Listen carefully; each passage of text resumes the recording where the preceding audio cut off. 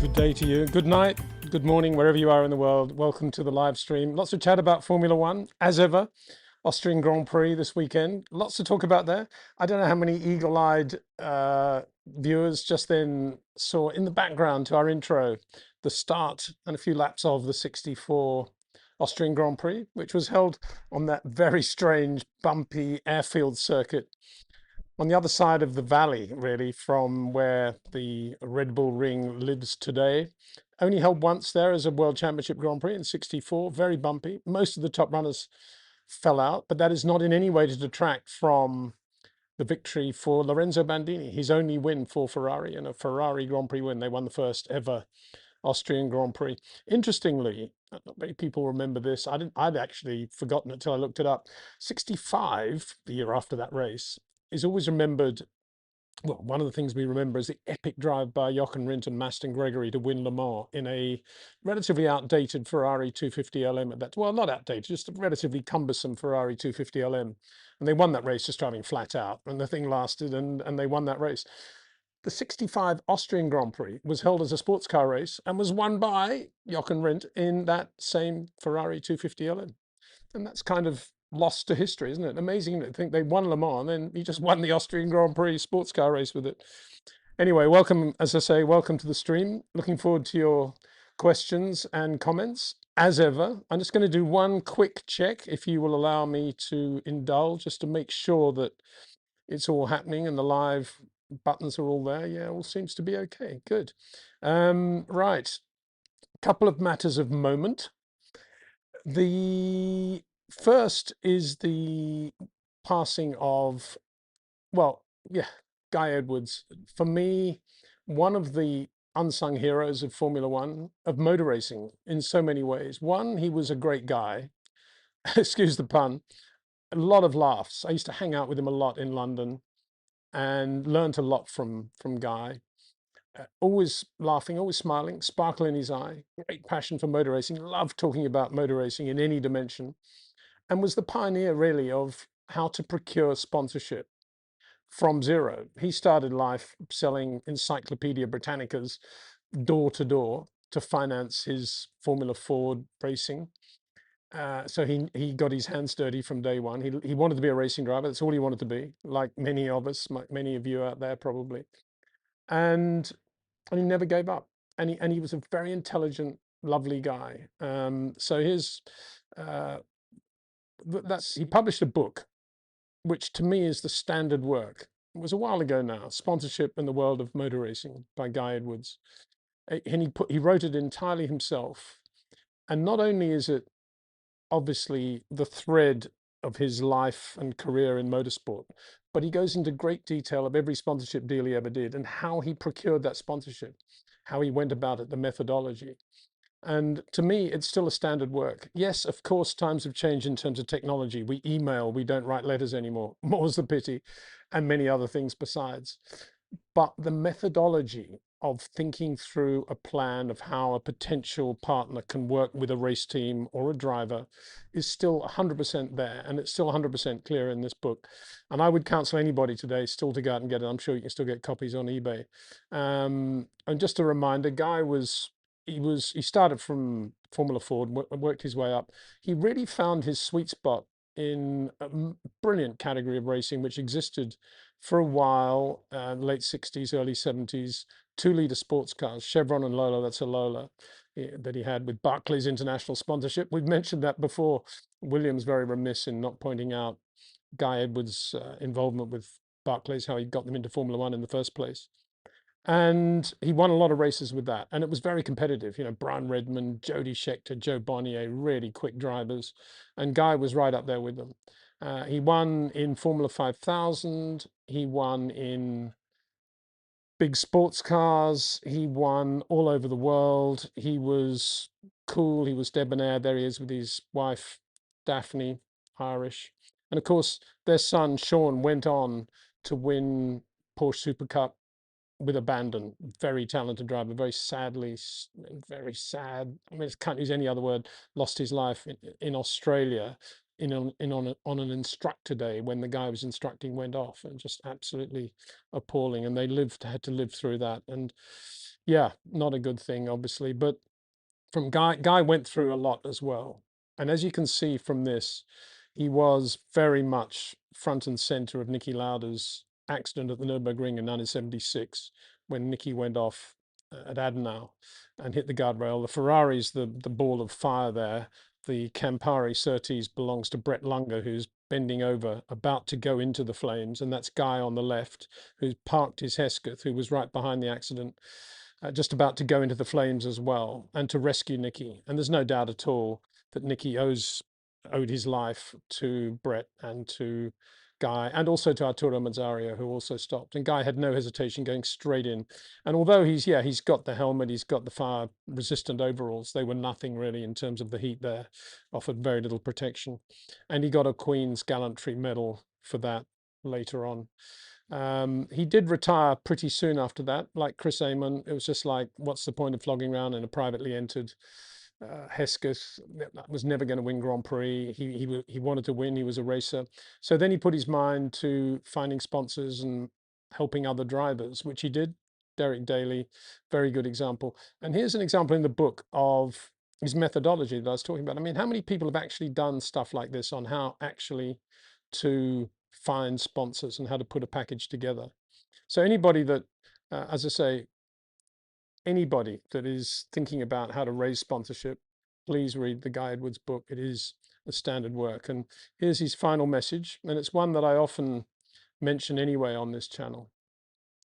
Without passion, all of this counts for nothing. And that's what Guy always used to say to me. Peter, ultimately, when you're coming over the line to clinch the deal, it is all about the look in your eye, your passion for what you want. The other side of the desk is going to want to do a deal with somebody who's passionate and is never going to give up. That's what they want. And I couldn't agree with that more. I think and Guy was a shining example of that.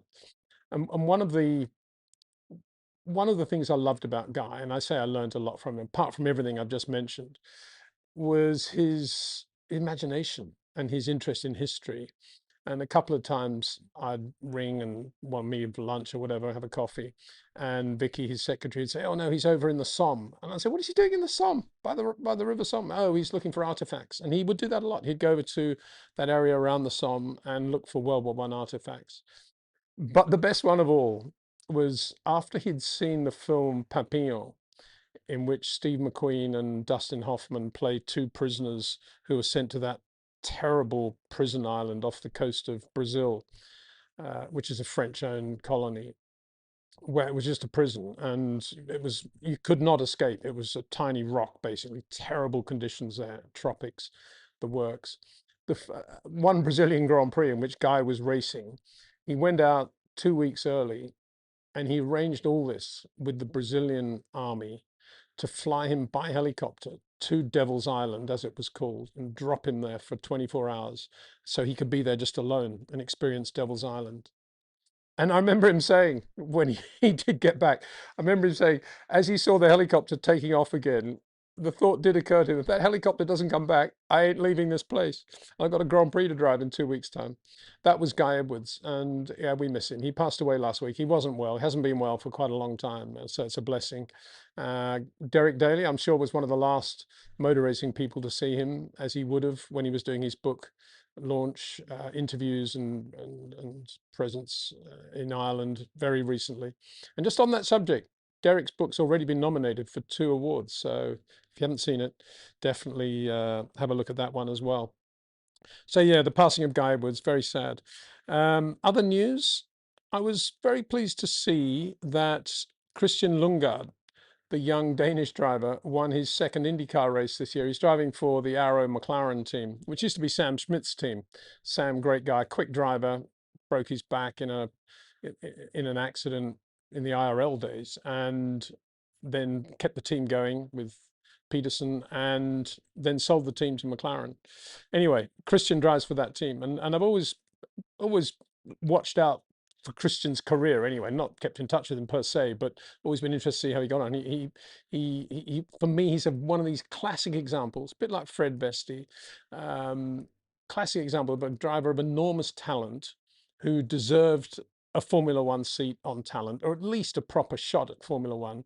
And like many drivers out there, has never really and was never really given real opportunity in Formula One, even though he was winning in Formula Two, even though he showed all the talent on the way up. So he went over to IndyCar, he won for Rahal Letterman, and now he's won 2 for McLaren. And what I what I thought might be a little bit of fun, there he is looking cool today, and that's Christian today. But this is a video I recorded with him. It's only 1 minute, so bear with me. I recorded with him in 2020, 6 years ago, when he had just won his first Formula 2 race with ART. Given all of that, I thought I would catch up with one of the drivers who's excelled this year in Formula 2, given his relative lack of experience and the rapidity of his rise in his career so far. I speak, of course, of Christian Lundgaard, Formula Renault, Formula 3, and now F2, already won an F2 race, and he's usually there or thereabouts in everything that's going on. So let's catch up with Christian at home in Denmark. He's the son of a former European rally champion, and presumably he's really looking forward to Spa. Christian, very good to see you. Let's just talk initially about how quickly your career has gone in an upward path. It seems like only yesterday you're doing Formula Renault, and a lot of your contemporaries from that Formula Renault year, 2-3 years ago, are still in Formula 3. But here you are in Formula 2 with ART, one of the best of all teams. Well, obviously, so far it's been a quick, let's say, change. Because obviously, a few years ago I was still in karting. Back in 2016 was my last year in karting, and obviously since then every year I've moved up a category. And obviously, if you look at some of the other drivers, they probably do a couple of years in, let's say, Formula 4 or Formula 3. But in terms of that, I'm missing a bit of that experience. But so far, I mean, obviously, with the pace that we are showing so far, I'm not too concerned in the future. But yeah, it's been a quick one, and I'm absolutely, I can't complain at all. I mean, I've got some very nice and good people behind me, trying to help me as much as possible, and bring me as far as I can come. Christian Lundgaard has just won his second IndyCar race this year. A bit of a lucky win at Road America. Not lucky, but circumstances. The win should have gone to Felix Rosenqvist, who won the Indy 500 this year. Another great driver, talented driver, never to be given an opportunity in Formula One. I keep banging on about that because it irritates me so much. And but the yellows came out just before Felix was about to come in for his last stop, so he had to stay out. And the runners that had just stopped before the yellows came out, obviously then inherited their positions. But Christian is right there. He's very quick, and just like Felix and several others. You know, Bordeaux, Sebastian Bourdais is being quick. I mean, we never really saw the best of him in Formula One, did we? And as I say, Vesti is another good example. But many Formula 2 drivers not given the chance. And if you look at Christian in that interview there, you think, you know, that's IndyCar's gain is Formula One's loss. That guy should have been in Formula One. And he's got a Renault badge on his T-shirt, and obviously Renault are behind him for a while, but nobody really did anything serious with him. Anyway, I won't go on about it. I still think it's a much better system for getting young, talented drivers through to the top in Formula One, not only from countries that we normally associate with motor racing, but around the world, you know, South Africa, India, China. China's got a little bit of a program going now, but India certainly would benefit from it. South Africa, South America, some parts of South America. And that's a system where I think Formula One needs to do it themselves proactively rather than sort of endorsing the teams, because the teams are always going to go ultimately where the money is and go for a relatively easy life, relatively in italics, but they're always going to go where the biggest motorhomes are at the kart meetings, and that's not what we want. We want the talent, and we shouldn't forget Dennis Jenkinson, writing for Motorsport, saying once that somewhere in the middle of Siberia, a guy is chopping down wood, and he's probably going to be doing it for the rest of his life, and he doesn't know that he's got more talent than Juan Manuel Fangio, and he'll never get a chance to prove it. And I think he's right. You know, all these talents out there, but not a lot of them are given the true expression. So, you know, it's another thing that I do try and bang on about quite a lot with F1 and try to show them how we can put forward a proper driver program. But that's another subject, really. I don't want to get too bogged down with that, because obviously this is your show, and we've got lots of questions and comments as ever. going into the Austrian Grand Prix.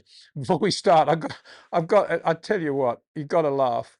I don't know if they're doing this as a joke or what, but bear in mind McLaren, uniquely at the front of the grid, started on intermediates in Canada when it was dry, patently. Everybody else was on dries, and we know what happened there.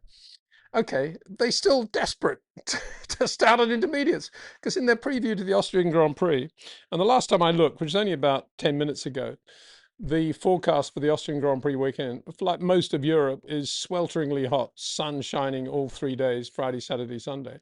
McLaren's press release said, but there's a big chance of rain, and McLaren should be well prepared if it's going to be wet. They're just desperate to do that race on intermediates, I think. Got to laugh. You got to give them credit for trying hard, haven't you? Right, okay. First question from Jim Honts, 7313. If you divided the modern Formula One era into decades, 50 to 60, 60 to 70, etc., can you name your top 3 drivers in each period? And come on, Jim, that's like a 1.5 hour live stream, that one question. I can't answer all that. Yeah, obviously I can, but I don't want to spend an hour and a half answering it, is what I'm trying to say. I say obviously, I'd have a go at it. Just very quickly, if you just take those 2 decades, I know you've put etc. in there, 50, 60, you'd have to say Fangio, Moss, Ascari, I would say. I mean, top 3 is a bit difficult. I'm not a great one, as you know, for top 3 or the best 5 or top 10 even, because there are so many guys out there that showed enormous talent, never really got the chance to prove it. But I would, Fangio, Moss, Ascari, I'd be reasonably happy with. 60 to 70. Oof, well, that's all the 60s plus the early 70s, isn't it? Well, sorry, that's the 60s. Yeah, well, obviously Clark Stewart. And then, how would you differentiate between Graham Hill, John Surtees, Dan Gurney, Jochen Rindt, and so it goes on. You can't really. So already I'm bogged down. So I can't go any further than that one, Jim. But thanks very much. That's something I need to think about as a live stream on its own, a unique live stream, something we should maybe think about doing. Sarosh, member, thank you very much, Sarosh, for your support of the channel. Peter, has Verstappen also changed his driving style to get the best from his Red Bull, suggesting that Leclerc does what Hamilton is doing with a slightly wider turn in, braking in a straight line for best use of energy? I don't think so. I've just put out a video, I don't know if you've seen it, in which I compare Max with all the top runners, or most of the top runners, going in between turn 1 and turn 2 in Montreal, which is one of the great bits of road. It's that left-hander, and then you've got that very, very small sweet spot in which you can just get the car nicely square to, if you want to get into an early entry into turn 2 with your braking and your turn in. And Max there in a Red Bull that obviously wasn't that good is still, he's right there on the inside with absolutely beautiful just on that bit of road. If you looked at those pictures, you'd think, how on earth was he slow over the lap? Obviously, there are many other issues with that car, but I don't think he is driving that way. No, I think he's driving absolutely as well. I think at the start of the year, he possibly could have benefited from driving a little bit more, braking in a straight line. But I think now with the changes in the regs, the mods to the regs a little bit, then I think he can get away with what he's doing. We'll have a look again in Austria. Quite difficult to tell in Austria, but I think in Barcelona he was looking, turns 2 to 3, entry to 5, entry to 10. He was looking 12. He was looking just like normal Max to me. Maybe you're looking to see more there than I can, Sarosh, but he doesn't look to be any different from the normal Max for me. Another one from Sarosh. Peter, was Prost as quick as Nigel in his first few years? You were mentioning that he was able to learn from Lauda in '84 and hence backed off and found a sweet spot, especially in the race. Yeah, that's what did happen. I think Steve Nichols pinpoints it to the '84 French Grand Prix. Well, the days leading up to the '84 French Grand Prix, and Prost saying to Steve, how am I going to beat this guy? And Steve explaining how Nicky approached the weekend, and Prost sort of going through a complete catharsis of how to approach racing. So that was one. The first part, was Prost as quick as Nigel in his first few years?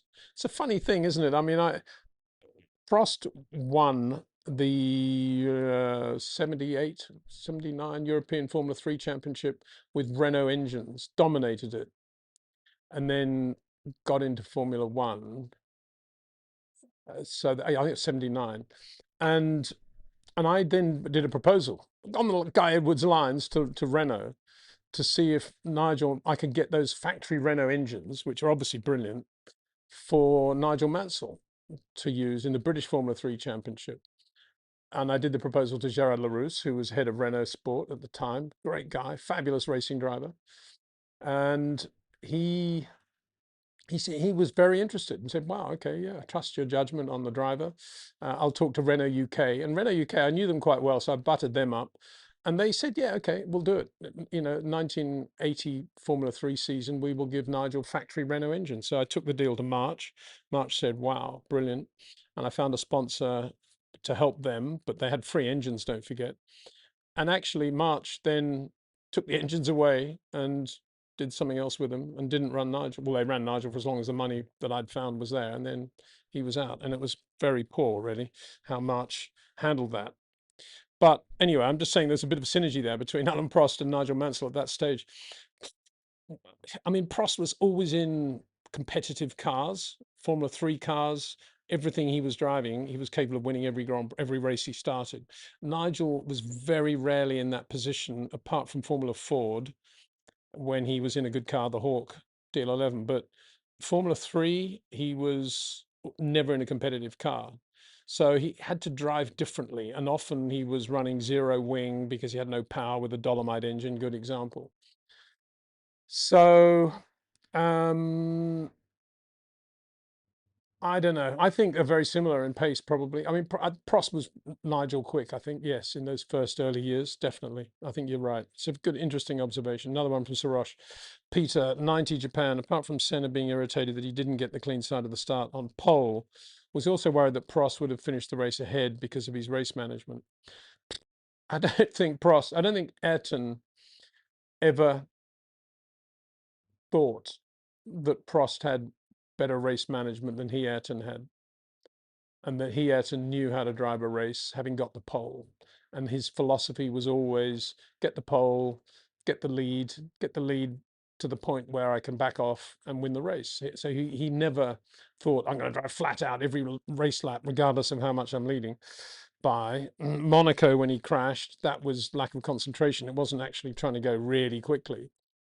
So no, I don't think that would have. I mean, I wasn't there at that moment specifically, so I can't say exactly what was in his head, but I'd be.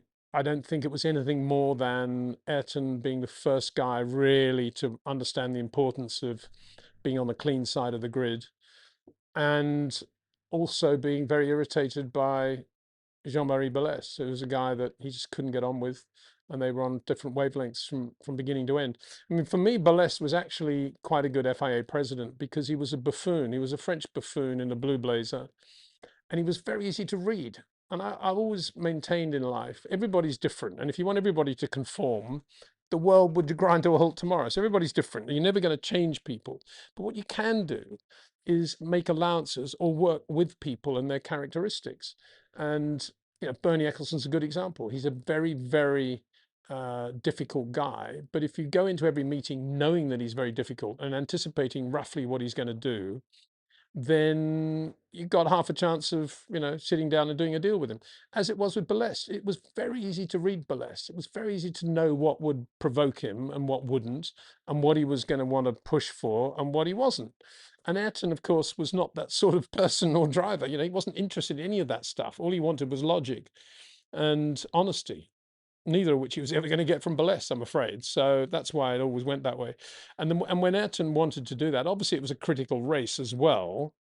Then it would all piled up as a major issue, and that's we know what happened as a result. But it was just Ayrton being a pure racer, being an honest guy that just wanted to get on and do a logical job. None of which Balès really understood from his point of view. But Ayrton was a more intelligent guy than Balès, I would say. So it's a bit strange that Ayrton didn't really get the best from Balès in the way that, say, Bernie did, for example, over a period of time. So yeah.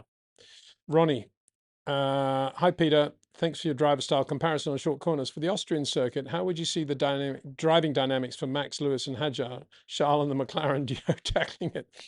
Well, I'm not, as you probably gathered, I'm not a massive fan of the new Austrian circuit. I say the new, I mean the old one started in '70, and so it was a while ago now, and it was obviously very dangerous, and it's probably a great job we don't race there. But the new one is, it's basically a square, and yeah, it's lots of technical things like high-speed braking and downhill braking and all that stuff, and the stress it puts on the tires and this and that. But from a driver's point of view, it's fairly line locked. I think, of course, supple, soft inputs, rhythmic inputs, totally in harmony with the dynamic weights of the car are always going to be an advantage anywhere in the world, even in drag racing, anywhere that's going to be an advantage. But in terms of say, I mean, Arvid Lindblad doing a faster lap than Liam Lawson, I would say Austria is probably the least helpful circuit for that. Because I can't imagine, I mean, Arvid does turn in quite early. At least he's at Hadjar now. And I can't, Hadjar against, I don't know, Piastri. What's Hadjar going to do differently?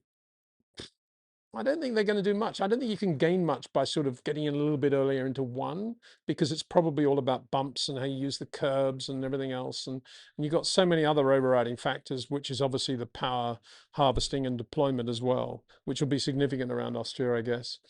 That I'm not getting particularly excited about being able to see much from the drivers. I think we should all go into the Austrian Grand Prix thinking it's a crash bang race on a square circuit with lots of potential for drama and disaster, and probably quite a lot of overtaking and unexpected results. That's how to go into the Austrian Grand Prix.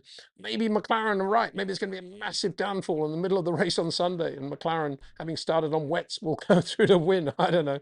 It's that sort of weekend. I suppose give McLaren credit for that, really. So I think, yeah, in terms of actually seeing a lot, I don't think you'll see a lot. It's very difficult to see the suppleness of a driver like Max alongside a lesser supple driver around Austria. Very difficult in my experience. Anyway, if you guys can see it, let me know. Jim Honts. Hi Peter, really enjoying the content. Have Formula One brakes been developed to the point where they're much less of a problem than they were a decade ago? Well, in the sense that quite a lot of it is standardized now. Yes, there are different companies making the friction materials, but in terms of the size and what you can do with that, physically, the architecture, there's nothing, no room at all there. But it's still a competitive area. It's still competitive, obviously, between Carbon Industry and Brembo, and there may well be, other companies in there. Akabono maybe in there. I don't think Hitco are around anymore doing anything, but well, they're not around anymore, but maybe somebody's gone to Hitco secretly and got, I don't know, some mega new caliper from them or something, but I doubt it very much. I think it's Brembo and Carbon Industry. And have they improved? Well, what's improved is the aero around the ducts and the way that air is used for heating the rims, controlling tire temperatures, tire pressures, therefore, and that as an adjunct to that, obviously cooling the brakes as well. And they do that so well now with 3D printing, with CAD, it's an aerodynamic part of the car. That yes, in that sense, if there's a temperature issue, I mean, even Cadillac in the first year, they had obviously had brake problems. Where was it in Canada? I think even before that, didn't they? Miami maybe, but they got on top of it pretty quickly. It's not that difficult, I think, to get on top of cooling problems. In terms of efficiency, they stop on a sixpence still, no doubt about that. The thing that's changed for 26 is that the rear brakes are not playing anything like as big a role as they have done in past years at any time in the history of Formula One, because they're all being used, the rear axle's being used, with engine braking to generate power. Power. So apart from Monaco, which is where you saw the guys that did know how to use the rear brakes go well.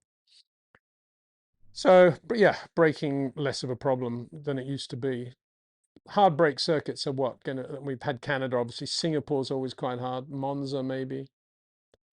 Matthew Waxton. Hi, Matthew. Hi, Peter. Hope all's well. Yeah, very well. Thank you very much. Jack's just started his holiday today. I was pleased to see, only because I sort of lived my school days through Jack now, that in England, they don't break up till July or something pathetic, you know, and here's Jack on holiday already. Mega. Problem is, like England, it's unbelievably hot in Spain after about 10 o'clock in the morning through to about 8 o'clock at night, 9 o'clock at night, when there's always a lovely breeze coming off the ocean. And so you just work around that. I mean, I've got AC on at the moment. Hope it's not too distracting in terms of the noise level. I've played around with the mic a little bit this morning. And but we have discovered an unbelievable air-conditioned golf sim area nearby with Trackmaster, you know, Shotmaster, unbelievable sim. So we go there a couple of hours every day now, which is great. So can you speculate how Merck were able to fix their starts? Are they using battery before 50 now, or was it really just tuning? As always, thanks for the great content. No, I can't. I have absolutely no idea. I don't understand why one team would be, what makes a good start and what doesn't. Why Red Bull generally make bad starts with their power unit and why Merck don't. And I think it's fair to say, isn't it? Most of the Merck runners all make pretty good starts, generally speaking. I mean, another question is why are Mercedes more unreliable? I've no idea because they never tell us these days what causes the problem in the first place. So, you know, and if Mark was here now, Mark's he had a bit of flu, as I said. I think I mentioned on the last one. He's okay now, but he's just off on holiday to get away from the hot sweaty south of England, so he'll be back after this race. And we can put that question to him, see what he think must be going on. But it's all speculation, I think, on how it's going. And I don't think anybody is able to use electric power. They're not able to use electric power. And there was talk about helping cars very slow off the line. I don't think that's been ratified, A, and B, I haven't seen it anyway if it has been, but B, even if it has secretly, it's only if you make a really bad start. So it wouldn't help you make a great start. Although we, you know, all cynically said, wouldn't it be great if Red Bull had a system where they could just use the electric power to get off the line and be competitive? So there you go.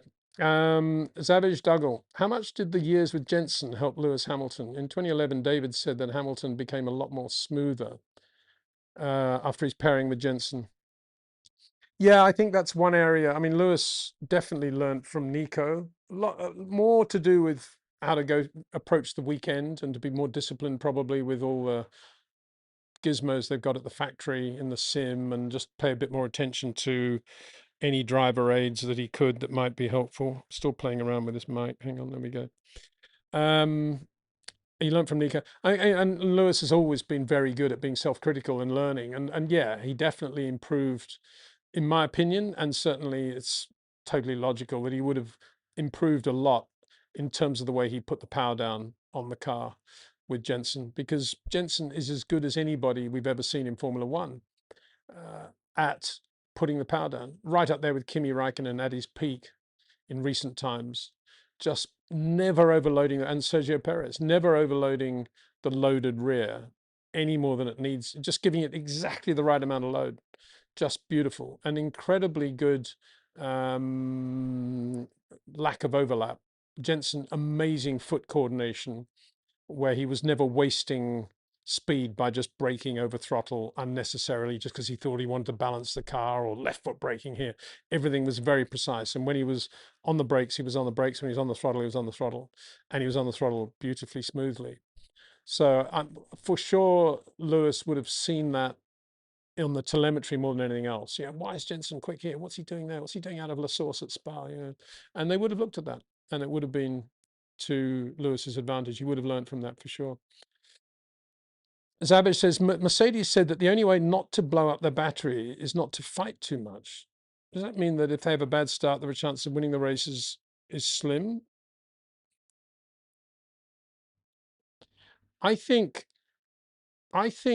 what they mean by that, I mean, what, maybe that's out of context, I don't know, but if you show me that quote right now, my interpretation of that is not to fight too much between one another, and not to run unnecessarily closely to the car in front, because temperatures are always important. And maybe the implication is that one of the reasons Kimi had that problem is because his temperatures did go off the clock, the amount of laps he spent behind George and getting George's heat. And maybe it was a battery thing caused by the heat.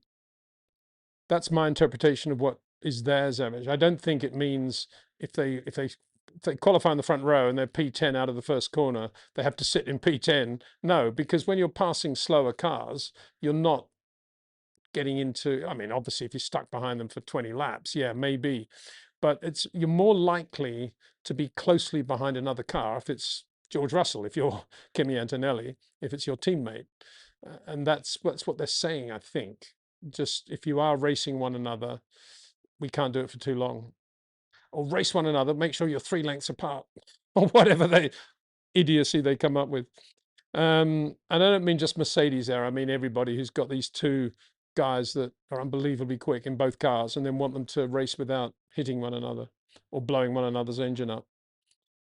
Jez James, hi Peter. Do you know if there's any footage of Nigel doing a donut in the 11B as he smokes out of the Honda engineers in China? That must have been quite a spectacle.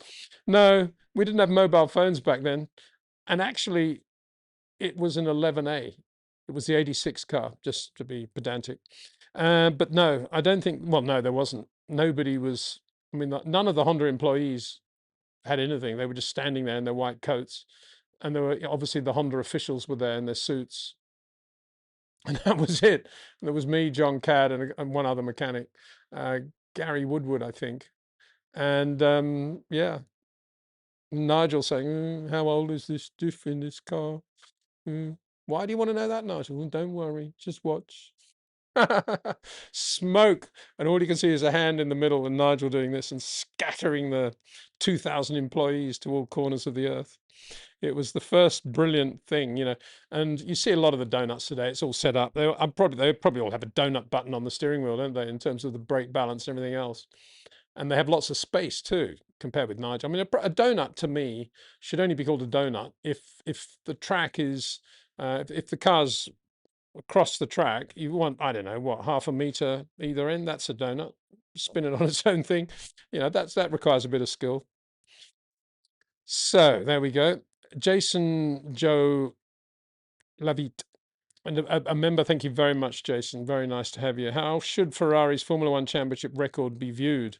A lot of their success is tainted with preferential treatment. Teams like Mercedes and Red Bull have outdone them recently. Both teams managed to rebuild championship winning teams after losing dominance, while Ferrari has yet to replicate its early 2000 success. Yeah, well, you're right. Now, Ferrari usually have the biggest budget. They've got the best facilities, really, coolest facilities anyway, that's for sure. And if you include Fiorano test track, and yet, very difficult, isn't it? So why is that? Well, let's take it all in isolation, which you have to because of all these different eras.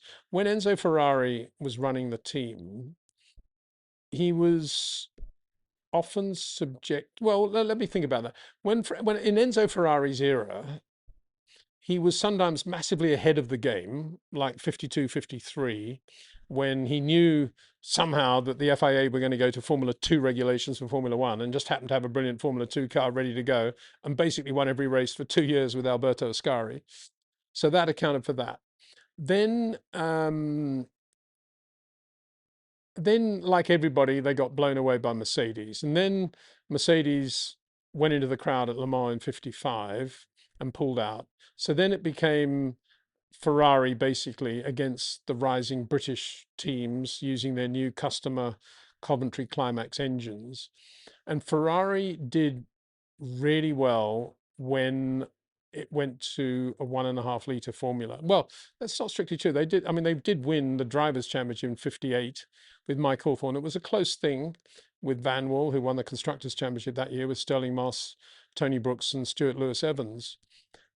But in terms of dominating a championship, it was 61, really, the next time they had a proper go. 50, they also won, I've got to say, they won 56 with Fangio, of course, Drivers' World Championship with Fangio. But yeah, it was okay, but it's very political. And Enzo Ferrari was always at odds with the governing body of the sport in Italy or not. It was a very political thing. There was the Fiat involvement or not. And there was the way he ran the drivers, pressure on the drivers to produce and deliver at the right moment. Luigi Musso, Eugenio Castellotti, two drivers that lost their lives under massive pressure, which they shouldn't have been under, for different sorts of pressure. Peter Collins, then killed in the 58 German Grand Prix, had a big impact on Enzo Ferrari as well. Saw him as a second son to Dino. But Mike did go on to win that Drivers' Championship. Bit of a hollow win that year. Anyway, 61. He's got Carlo Chitti now doing the 61 Sharknose Ferrari 1.5 litre. And again, perfectly adapting to the new change in regulations to 1.5 litre. And Ferrari dominate that year. But then there's Colin Chapman in 62 producing the Lotus 25 with the monocoque chassis, the reclining driving position, lightweight, very stiff chassis. Jim Clark goes on to win 62, 63, 60, basically dominate that whole formula. It doesn't win every year, but it takes Ferrari quite a long time to adjust what's happening. And Carlo Chitti leaves Ferrari after the success of 61 to go and do the ATS Formula One team. So Mauro Foghieri then comes into the role, which is great, but Mauro, brilliant in some areas, bit scattered in others. But to give him his credit, he did use that stressed engine principle in the back end of 65, but slow to adapt to monocoques, really. So that's why they didn't win any championships then. They won with Surtees, but it was very, very close. And then it was all Cosworth engine British teams for a long, long time. And Ferrari had great engines, good brakes, good gearboxes, but never really had great chassis. And it all came to a massive head in 73 when, in despair, Ferrari said, okay, we'll get John Thompson, the great British monocoque chassis builder, to build our cars for us. And that car was a disaster as well. And then it all changed again. He hired Niki Lauda. He got Luca Montezemolo in, two young guys to come in, and they completely rebooted the team. Niki said the only way to win races and get reliability is testing. I don't do anything but testing between races. And that's what they did. They had Fiorano, and he just did more testing than anybody in the history of the sport. And won the 75 World Championship, 77 World Championship. So that was Niki going in and basically running it Niki's way with Luca backing him all the way. And that's exactly what Michael did with Jean Todt and Ross Brawn. He went to Ferrari, and to the credit of Ferrari, they allowed Michael to do the same thing and bring some of his own people. Niki did that. And so that's what happened. Two great drivers going to Ferrari and creating a different sort of Ferrari. And since then, it's been too political, too much money, too much this, too much that. And yes, we've had Kimi won on the back end of the momentum of the whole Michael Ross Brawn era, but it's been very political. I mean, Fernando Alonso, when he went there, it was a very political time. Shouldn't have been. It should have been Fernando going in and doing exactly what Kimi had done, but it wasn't. There was Felipe Massa there who wasn't slow, and Felipe didn't like the way Fernando was doing things in the team and splitting the garage into two, and it all ended in tears in the end. And we're not that far away from that now, basically. Ferrari, the 79 Jody Scheckter, that was more Michelin championship year.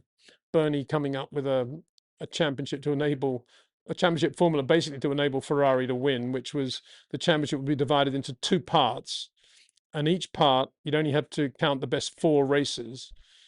And on the basis that, well, the Michelin tires go off 50% of the time, but 50% of the time they're brilliant. So there's half a chance Ferrari are going to win the championship. It's exactly what happened. That was only 79 they had that.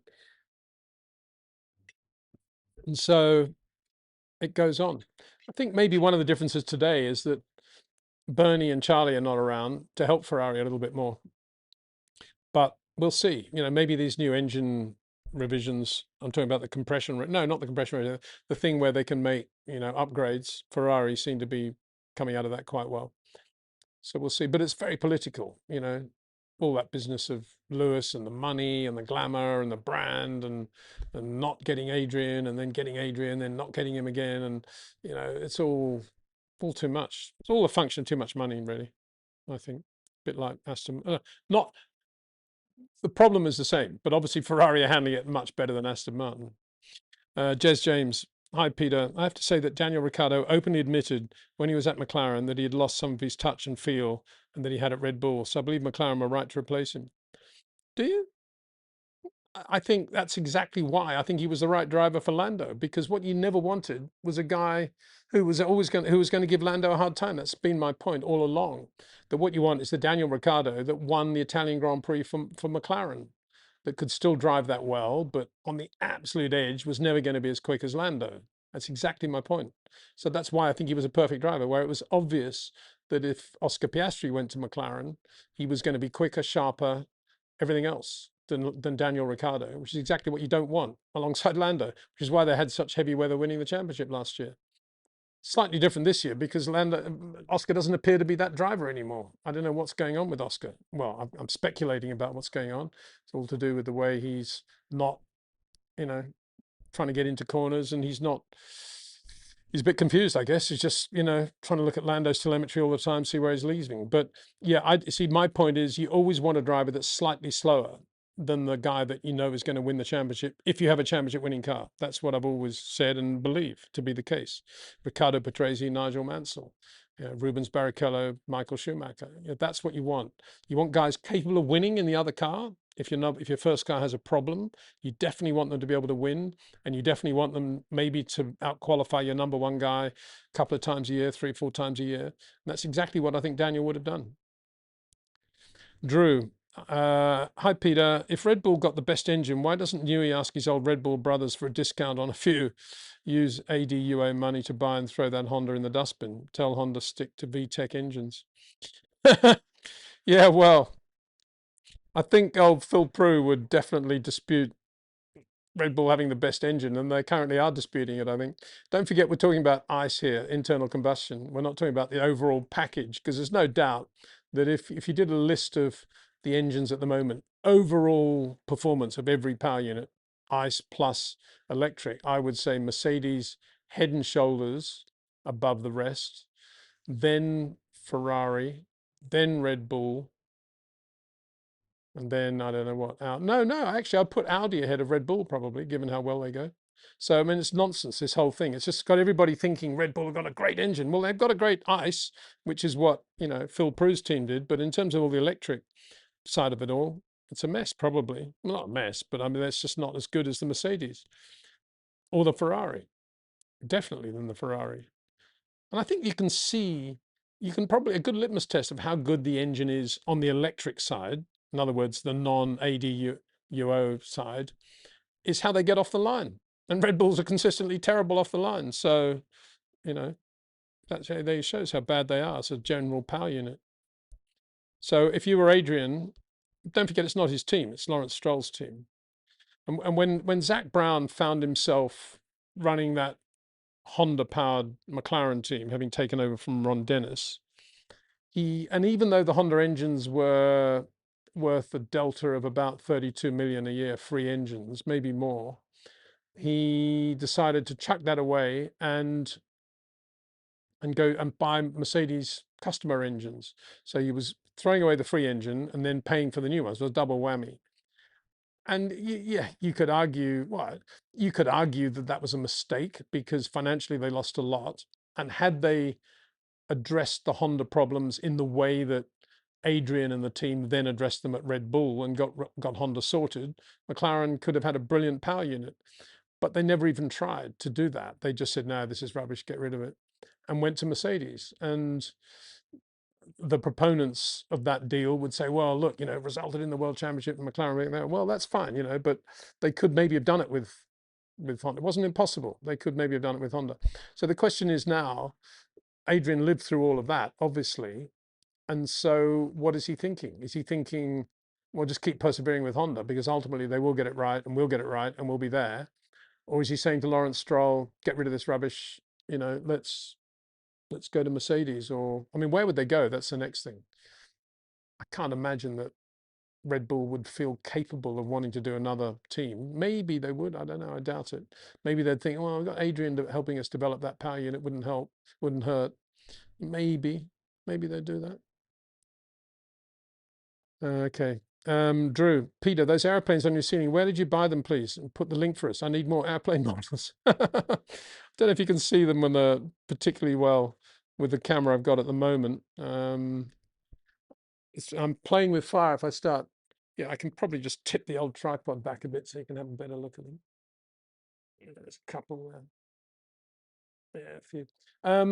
My dad made all of them, so I can't pass you a link, sadly. There was I got to know, I've forgotten his first name now. He was the Rowe family, as in Avro, who was a very quick. I'm going to say, I think it must have been Formula Renault. He was quite quick. Bobby Verdon Rowe, there you go, quite quick driver. And I got to know him quite well. And I asked my dad, he commissioned actually in my pushing my dad to make him an Avro 504K, which he did. And I hope Bobby's still got that, a beautiful model. I think I've got the 504K up there actually. Yeah, that was my dad's. He liked the Vickers Vimy and the Avro 504K. Couldn't get more spindly or difficult models to make. But yeah, no, he made them all. He was a brilliant model maker, my dad. And he flew, model aircraft as well, like Ayrton Senna, and loved that. Taylor, hi Peter. Is it true that Al Unser Jr. never got to drive Williams because Patrick Head didn't like him because he wore a Rolex watch? I haven't heard that one. Bearing in mind, Patrick at the time was wearing a Rolex watch. I'm sure, which was the Saudi-faced Rolex that Saudi Arabian Airlines gave Frank. He gave him I think he gave him 3 or 4 watches, and Frank gave one to Patrick after they won the World Championship in 1980. It was green with the Saudi logo on the face of the Rolexes, and so I can't imagine Patrick would have said that. No. I think from memory, from my memory of that was that he was pretty quick, but he was a bit. There wasn't enough burning desire, I think, is the way Mario Andretti would put it, because Mario used to say that about Michael. You know, he had the burning desire, whereas Jeff had the real raw talent. Andretti, that is. But with Al, I would say, I think Patrick said, he's a bit too much of a sort of superstar IndyCar driver and not enough of a hungry, really hungry, dog hungry young kid that wants to get into Formula One. I think it was a bit of that. And he may have used the euphemism, I don't want a guy with a Rolex, I want a guy with a Timex. He might have said that, I doubt it. So I think it was more that. I think Al Unser Jr. would have gone pretty well. But like all these guys, like Michael, he would have needed to have completely changed the way he lived his life to be really successful in a Williams. He would have had to have based himself at, Didcot probably, and become super fit, as light as he possibly could, even in those days, and just generally focused 100% on it. And I imagine Al probably, I don't know this for sure, but had he done the Formula One deal, he probably would have liked to have still done the Indy 500 and maybe a couple of other races. I don't know. I'm probably wrong there, but I just think there was a bit of that. It wasn't enough commitment there, probably. But he was pretty good in the car. He drove it at Estoril, didn't he? Faresca, Rashad, sorry. Faresca. I was going to call you Faresca. Is that all right? Hi, Peter. We all know how great Max is, but if he moves to Mercedes next year, do you believe it could take him a while to get used to a new car and engine? No, I don't. I think if it's a new car and engine, but it's good and it allows him to feel the surface of the road through the steering wheel rim and the back of the seat, he'll be quick straight away. No issues there at all. Might take him a while to adjust how having to race against an unbelievably quick teammate. That's something he's never really had to do for a long time, which he'll enjoy. I mean, he'll only be going there if he relishes that challenge and wants to enjoy the challenge of having somebody really quick in the other car who knows the team and is the incumbent driver, which is a situation Max has never been in, apart from when he went to Red Bull, I suppose, from Toro Rosso. So I'm just going to put this up a bit higher. I know it's falling down a bit, so I keep playing with it. I've never found this whole system to be Elgato. It's a very, very good thing, but I've never got it right. I don't think I'm getting the best from it in terms of angles. I'm trying a different one, which is actually a prelude to doing the live chat this weekend during the race, because I'm going to have to be turning my head to the right a lot like that. And I think I've got it so the volume doesn't actually change when I move my head. Think so. Hope so. That's the plan. Smith, who do you think will win Austrian Grand Prix? Lewis or Charles? Max, Lewis or Charles? I'm going to put bet on one of them. Don't ask me for Austria particularly, because I think it's a complete lottery there. You know, Pierre Gasly could win it. Oscar Piastri could win it. You know, it's one of those races where a lot can happen in the first three corners of the race, regardless of where you qualify, because it's so crowded and everybody's quite quick in Austria. As I keep saying, you know, there aren't many corners for the lesser drivers to be slow in. So it's quite a quick lap. Obviously, it's a short lap as well. I don't know. If you wanted to put a punt on somebody, I'd say somebody like Piastri, somebody out of the blue rather than go for the obvious ones, because A, you'd have better odds, wouldn't you? And B, it's that sort of race. You know, if you wanted to call Piastri an outsider, you'd probably get reasonable odds. He'd be a good guy to go for, I would have thought. George is due for a win, quite clearly. What else? Yeah, maybe Charles, you know, something odd like that, maybe. I don't know. Yeah, Benjamin says, rest in peace, Guy. Yeah, he's definitely in a better place now, I think, after all he's gone through. But what a great person he was. What a great contribution to motor racing he made on the back of Guy. So many sponsorship deals. I mean, he did the first HSBC deal long before Jackie Stewart went to them with his Stewart Formula One team. Guy had done a deal with Heathrow Airport for the use of all the jetways with HSBC. That was a Guy Edwards deal. Unbelievable. Daniel Brodsky, why has it taken so long to enable VSC or safety car? It's often enabled after a guy jumped out of the car, after a guy jumps out. That's always ridiculous, but red flags sometimes dropped immediately. Yeah, there does seem to be some delay, doesn't there? And that, you know, that definitely was, I mean, the Lewis thing in Barcelona was interesting because I think all of us could see that, you know, when Fernando stopped, that it was going to be, it was definitely going to be a VSC or a safety car, no doubt about that. And yet Ferrari didn't just bring him in. It seemed so odd that they had to wait, or did wait. They didn't just bring him in straight away. And they were lucky that it took as long as it did to remove that Aston Martin, because that VSC could have ended before Lewis came in at the end of that next lap, and he wouldn't have won the race then. So, well, he might still have. I doubt it very much, though. And you're right. I think they're just very. I don't know. I just think they're very. We're supposed to be in this era now, the post Abu Dhabi 21 era, where everything has simulations of what potentially could go wrong in the race and how to react in terms of safety car, red flag, this, that. But in doing that, they've extended the time in which they react, because they're presumably running the software to see what to do. I guess that's what's going on. You know, and there's nothing to beat Bernie on the phone to Charlie. You know, Adelaide, when it's pouring with rain, nobody wants to start. Bernie gets to the airport, gets on his phone, rings Charlie and says, "Oh, I'm just about to leave, go back to London, start the race, Charlie."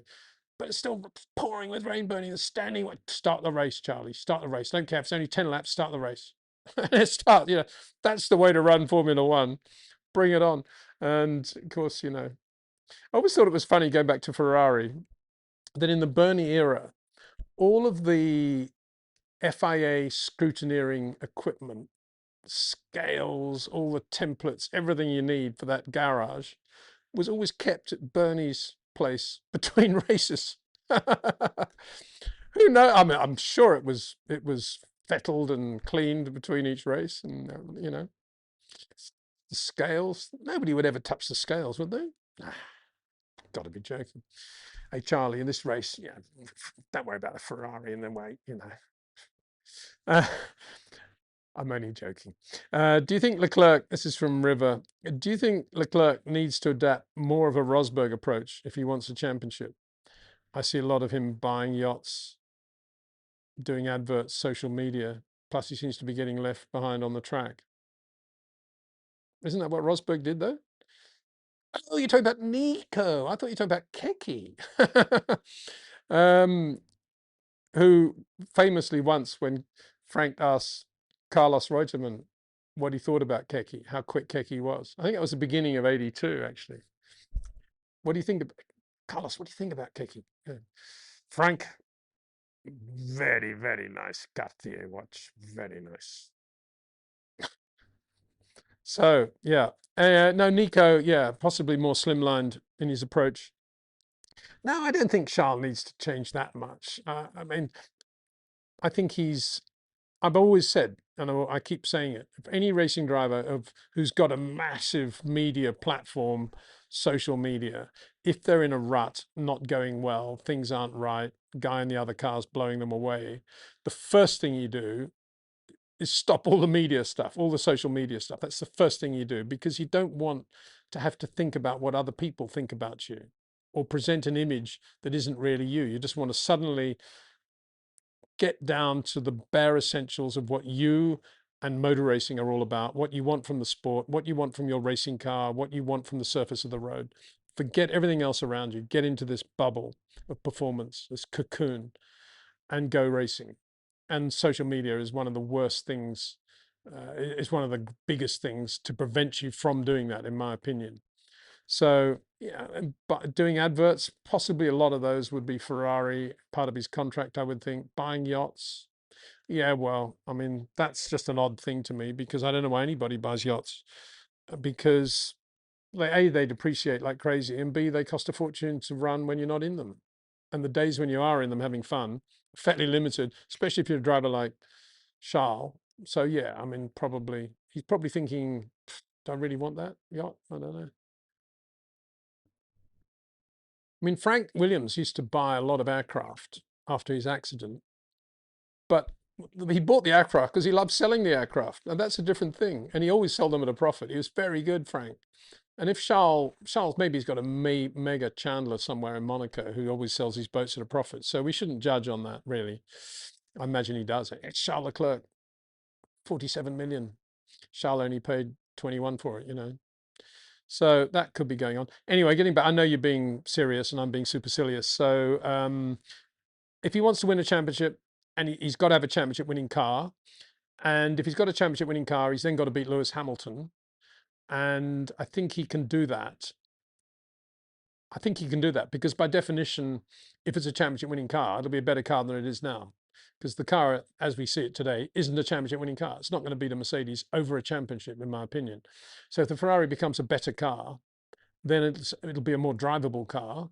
And if it's a more drivable car, then Charles will get the best from it. I think that's my view. Anna. Hi, Peter. How do you think the heat in Austria will affect this weekend? It's expected to be around 35 degrees. I'm going this weekend. Well, we'll enjoy. Hopefully you won't get too hot in the mountains there. And try and watch from a high place looking down, as distinct from down in the sort of flat area where it's probably a bit of a heat bowl there. But when you get up a little bit, it'll be lovely. But anyway, it's quite high up, isn't it? I don't know how high. It's 500-600, I think. But it's always lovely, thin, beautiful air there. And yeah, well, bear in mind, it's going to be what, 38, 40 in London. Austria is going to be cold at 35, but don't forget McLaren are predicting rain anyway. Desperate to get out on those intermediates again. So anything could happen. So they say. Ridiculous, isn't it? Anyway, enjoy, Anna. I'm sure you will. Great place. Austria, love it. And had many a happy weekend there, apart from my first in 72, when I stayed in that dreadful place that I mentioned last time. Or 75 for that matter. One of the most amazing Grand Prix of all time, that wet one that Vittorio Brambilla won and lost. As he was going over the start-finish line, he lost it, put his hands out for the wheel. The car hit some standing water and went off into the guardrail, but he still won the race, half points race. But that was the weekend we lost Mark Donoghue. And I had that horrendous flight back to England in a private aircraft through the Alps with one engine failure. So that was not a good weekend, 75. But the others were all great. And oh no, it was, yeah, the weather ones. But I've had some hot ones there. It's beautiful, beautiful there. Stand in the middle there, the long grass. It's not long grass anymore, is it? Short grass. Very Red Bull. Warren Clarenbeek. Hi, guys. Finally, I can drop a question. Good. Did you hear the conversation between the drivers and Toto? Someone was saying that they got to simple rule if you overtake. That they got to simple rule. So, you're talking about the last race when Mercedes said to them, we're going to have to stop you, going to have to control things if you guys don't quieten down or something like that, they said, didn't they? To which Kimi responded by overtaking George. Yeah, it's going to be the Christian Horner, Sebastian Vettel, Mark Webber situation. Yeah, race one another closely, but don't hurt one another, touch one another, don't damage the cars. Yeah, right. You can't do it. You either have a Michael Schumacher contract in which the number two driver is not allowed to win the race and has to give the position to Michael, and everybody then goes into it knowing that their two guys are never going to fight, within reason. Towards the end of the year, it gets a bit frustrating for the other guy. Or you say, right, stuff it, they go out, they hit one another at every corner, first lap, so be it. It's our problem, our fault for hiring two very, very quick guys who are going to do this. Now, in their defense, I don't suppose anybody at Mercedes, even Toto, probably thought that Kimi would be this good, this quick. They probably thought, as I did, and maybe some others, that George would be the dominant driver, but Kimi would win a race or two and push him quite hard here and there. But who would have thought that Kimi would dominate George so far in the way that he has? And that's always a problem if you go into it thinking, I don't really care what happens. It's the same with Williams. Nelson Piquet signed a number one contract with Williams when he joined in '86 to have use of the spare car at every race. The spare car would have his number, his seats, his pedals, be set up for him. If there was a new part from the factory, but only one of it, it would always go to Nelson first, and he would always have the best of the Honda engines prepared for any given Grand Prix, the one on the dyno that had the most revs, most power. Nelson, that's the contract he got Frank to agree to, and he signed it with Frank. The one thing Nelson didn't put in there, which Frank probably would have agreed to, was, oh yeah, and being number one driver, I'll always finish ahead of the other driver on the track. And the reason Nelson didn't do that is because he never imagined Nigel Mansell would be able to beat him. He never imagined, not in a million years, that Nigel could outrace him or outqualify him even. And that's why it ended in tears the way it did. And it's the same with it in every situation like that, and that's the situation Mercedes are in. And I don't think Toto has a solution to it any more than anybody else does, because if Kimi has a chance to win a race, quite clearly he's going to want to win that race. We know that now, regardless of what George Russell's doing. And the team may say to him, Kimi, back off, and if there's a reason, i.e. his temperatures are going off or he's getting tired, of course he will. But if everything's perfect, there's no way Kimi, in my opinion now, from here on in, is going to just back off and give wins to George. Why would he? He's a racing driver, and he's shown already how he's going to take the race to George. Great stuff. From our point of view, it's brilliant.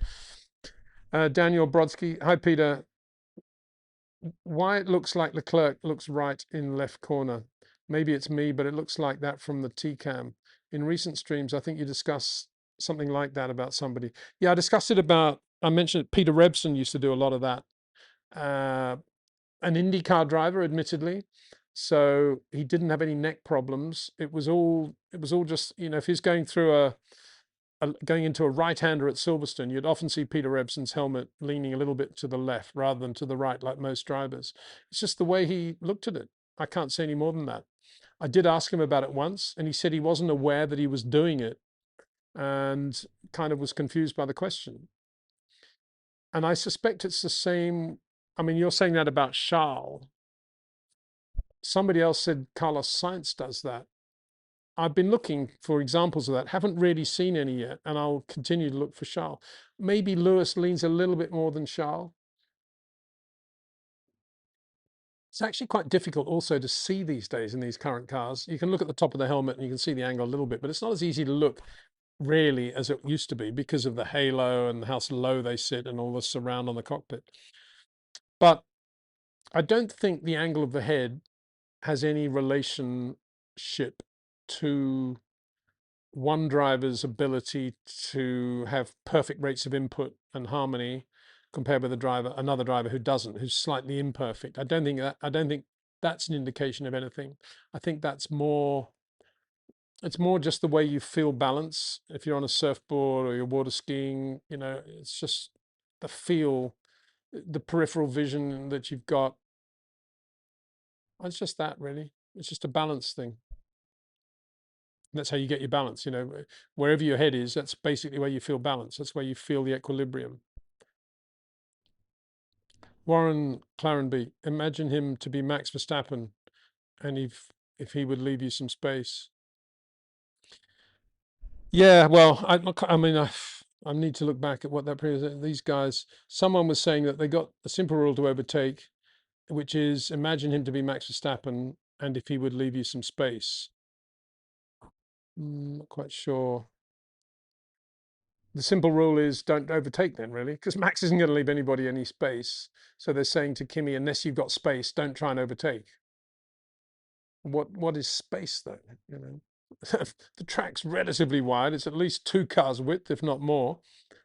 So how can you what defines space if you're racing your teammate? That's my point. Again, you know, it's one thing if it's Kimi against Max in different cars, but if it's Kimi against George, and George is actually, I mean, when Toto and the team in the garage are thinking about applying team orders, let's say George is leading Kimi, do they ever take into account George's wider corner approaches and what that must look like to Kimi when he's coming up, I don't know, to turn 10? Good example in Barcelona, when George is definitely wider going into 10, and Kimi always has that thing where he goes down deep on the inside and then runs wide mid-corner. And I'm not saying he would ever do that because he wouldn't T-bone George, obviously, but from the moment they're just approaching that corner, from Kimi's point of view, it looks like George is almost giving him space to go down the inside. That's what it always used to look like when Nigel was racing Nelson Piquet. It always looked to him initially that Nelson was giving him room, and Nelson wasn't. He was just doing his normal thing. Then he'd shut the gate, and Nigel quickly realised that after, you know, one lap or so of dicing. And Kimi probably realises it too. But does George realise that? Do the guys in the garage know that that's going on all the time, and how tempting that must be for Kimi Antonelli on certain corners?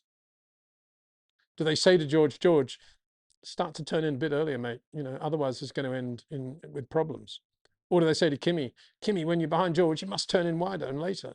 I don't think they do. And anyway, that would just increase the temperatures. And from Kimi's point of view, think about this. It's just occurred to me, but if Kimi's following George, he's potentially going to be less subjected to heat from George as the other way round, because quite a lot of the time he's naturally going down inside of George and not directly behind George.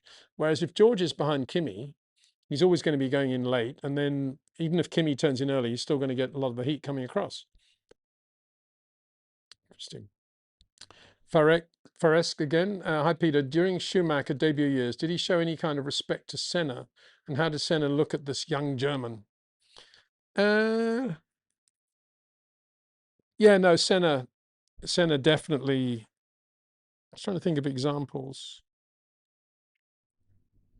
Senna definitely knew that Michael was very quick and very systematic and very intelligent, and was going to win a lot of races. For sure, Senna knew that. What is my evidence for saying that? I can really only speak about my experience with Nigel, because I was very close to Nigel and I was running the team, obviously the Williams team at that point. So, and I think what Nigel's approach to Michael's arrival would have been very similar to Ayrton's, which was, he's German, so you know he's not going to be crazy. He's very, very bright. Seems a bit crazy about football, but you know he's quick. We got to race him. I remember, you know, Michael.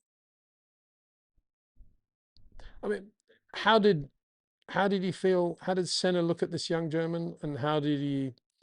What respect did he show to Senna? I don't think it was any different from any other driver, other than that they knew how good Senna was. I don't think, you know, Michael never went out of his way to talk massively about how quick Senna was, or vice versa, and Nigel didn't at the time. Obviously, when it all went wrong at Imola in '94, then all the emotions came out, and when years later Michael broke one of Ayrton's records, he was actually in tears, wasn't he, at Monza, I think it was. And that was just emotion of Ayrton and Ayrton as a person, and Ayrton and what he'd stood for in racing. But I don't, there's a lot of aura around Ayrton, and I'm just trying to be realistic. And at the time, one day followed another, one race followed another, and you didn't have moments where you thought, "Oh, this guy is unbelievably good." Ayrton thinking that about Michael, or vice versa, or Nigel, thinking that about either. They're just race drivers that got in their car and did their thing. They're different things between races, and they weren't friends, I don't think, anymore, but they were, respectful of one another. That's about all I can say, really. I think that's, that's about all anyone can say.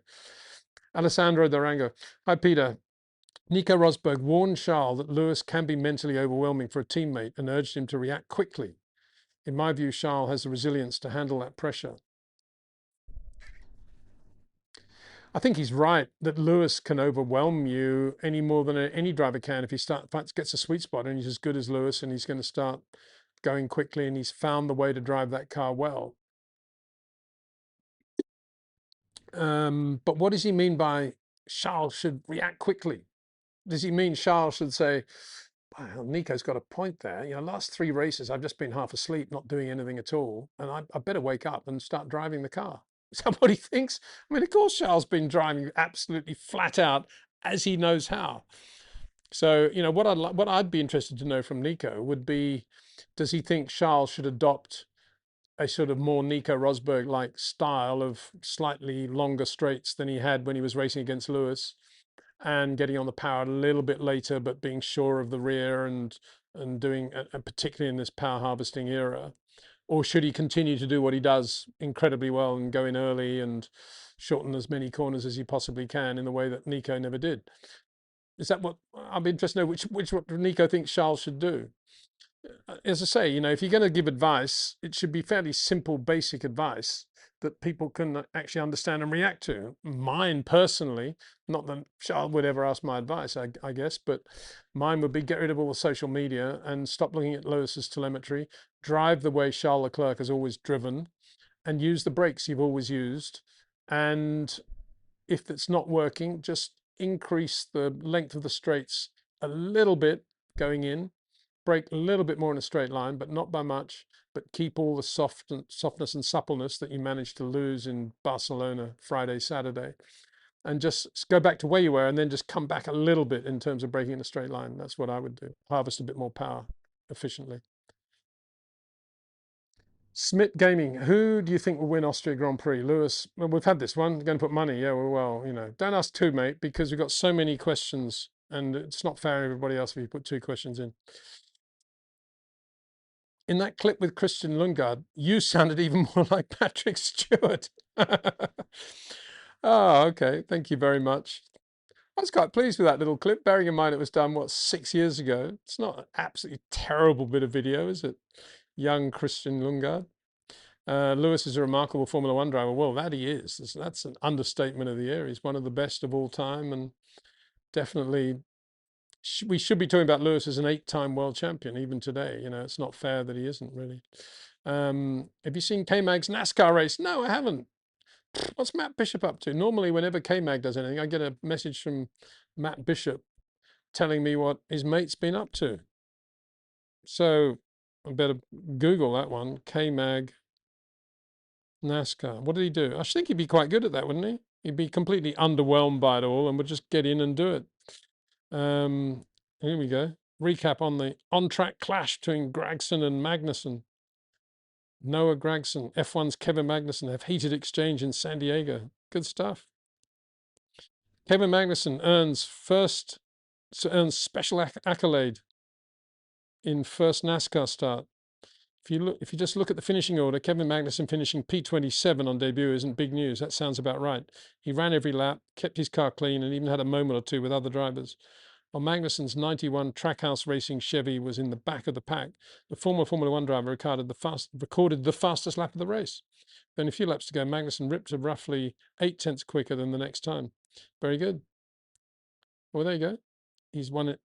Xfinity fastest lap. So, well, good for him. He's a good guy, K-Mag, isn't he? He's just a racer. He's just absolute racer. And he'll fit in well with whatever he does in America. Good luck to him. So we'll get Mark Slade on K-Mag. He's a big K-Mag fan as well, isn't he? MR Gunkraft, Mr. Gunkraft.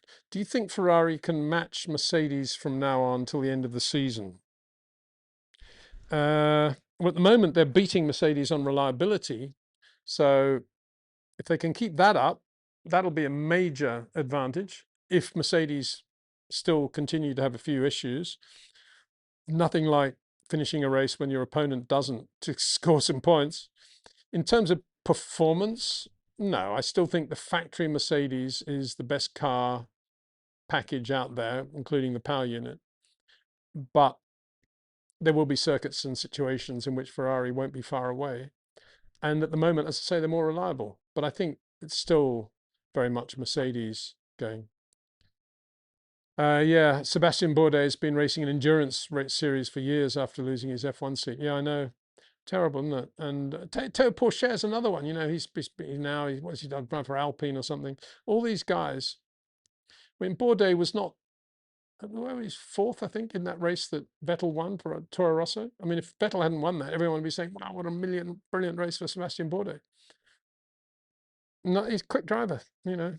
A lot of these guys never really, I mean, obviously he had that Formula One opportunity, but again, Formula One is very fickle. Okay, Anna says the rain can come very unexpectedly on hot days like that one in the mountains with thunderstorm cells, often only showing up on the radar an hour before them happening. This is in Austria, yeah.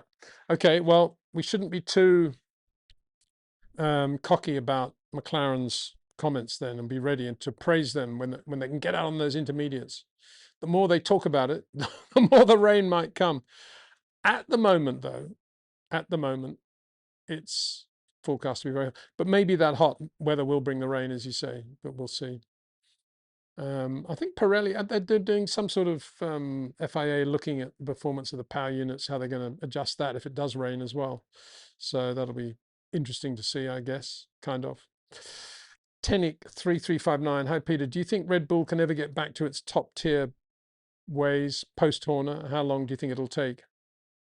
Do you mean post Horner or post Newey? I think you mean, well, I mean, obviously you mean post Horner, but what I'm trying to say is I think it's more Newey. I think if Newey was still at Red Bull, Newey hadn't left, and the team now is run by Laurent Mekies, exactly as it is. Would the car be better? Yeah, I think it would. So it's more about engineering. Any team is always about engineering how good or bad the car is. I mean, look at Aston Martin. Doesn't matter who you've got running that team, doesn't matter what drivers you've got. If you don't have a car, everything's a waste of time. So it's all about engineering. And the question is, are Red Bull on the verge of going further down, or are they on the verge of having gone into a bit of a slump and on the way up? And we'll see. Over the next 4 or 5 races, we'll see whether Red Bull are back where they used to be in the Newey era, when if they did have a bad race, they didn't get the car right, within a race or two, they were right back up.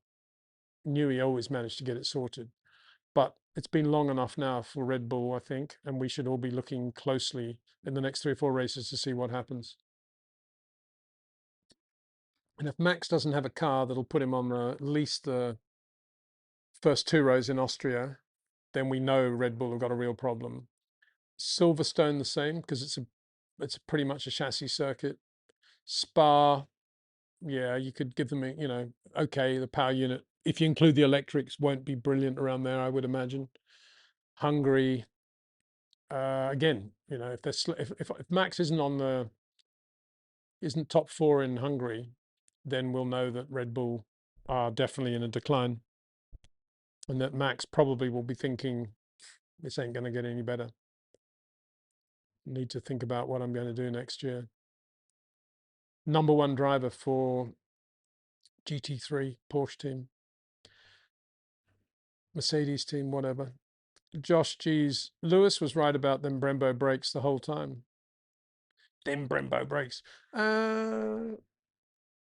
Was he?